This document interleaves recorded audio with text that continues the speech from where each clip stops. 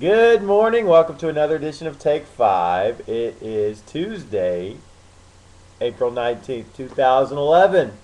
And we're going to finish Matthew 15 today, so let's get into it. We are in verse 29. Jesus went on from there and walked beside the Sea of Galilee. And he went up on the mountain and sat down there.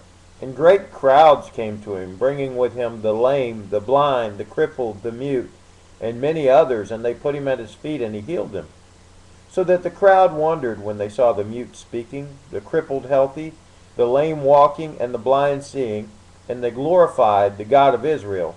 Then Jesus called his disciples to him and said, I have compassion on the crowd, because they have been with me now 3 days, and have nothing to eat. And I am unwilling to send them away hungry, lest they faint on the way. And the disciples said to him, Where are we to get enough bread in such a desolate place to feed so great a crowd? And Jesus said to them, How many loaves do you have? They said, 7, and a few small fish. And directing the crowd to sit down on the ground, he took the 7 loaves and the fish, and having given thanks, he broke them and gave them to the disciples, and the disciples gave them to the crowds. And they all ate and were satisfied. And they took up 7 baskets full of the broken pieces left over. Those who ate were 4,000 men, besides women and children. And after sending away the crowds, he got into the boat and went to the region of Magadan. Well, if that sounds familiar, it's because we had a very similar situation in the last chapter. In that case, the crowd had been with him one day, and it was the end of the day, and he fed everybody with just a few fish and bread.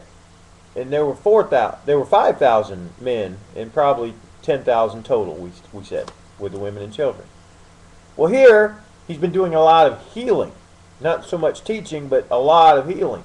And he's been there 3 days. And you can imagine if you hear that somebody's healing everything, and that's what he was. No matter what the affliction was, they were bringing it to him, and Jesus was healing it.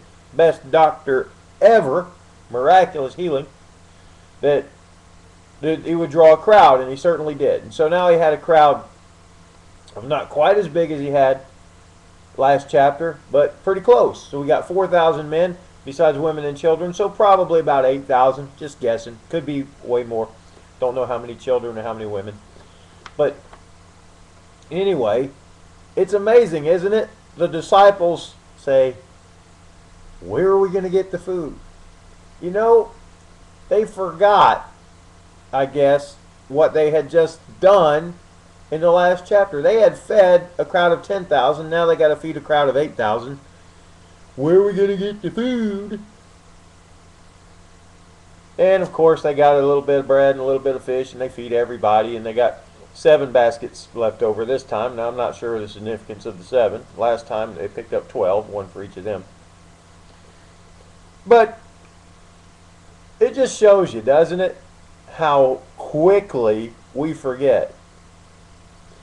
God can do the most amazing things in our lives, and then we're faced with almost an identical situation, and we forget that He pulled us through and resolved that last situation. I'm that way. Sometimes I worry and I fret just like these guys. Where are we going to get food? You know, perhaps you're out of work right now. Perhaps your money's running low. Or you're in just some situation, a relational situation you can't resolve. Yet you can look back, I'm sure, unless you're a brand new Christian, but for the most part, you can look back and see almost identical situations where God pulled you through. And if you can't even see it in your life, you can certainly, if you just talk to very many people, find identical situations that He pulled those folks through. So God has a record. He's got a record of doing amazing things. You can count on that record. He's not going to let you starve to death. He's not going to leave you alone with no help. He's going to come through for you. These disciples, even though they've been watching miracles all day, and they'd fed a crowd of 10,000 in the last chapter, not sure how many days ago that was, but it wasn't that long ago, they forgot. So don't forget.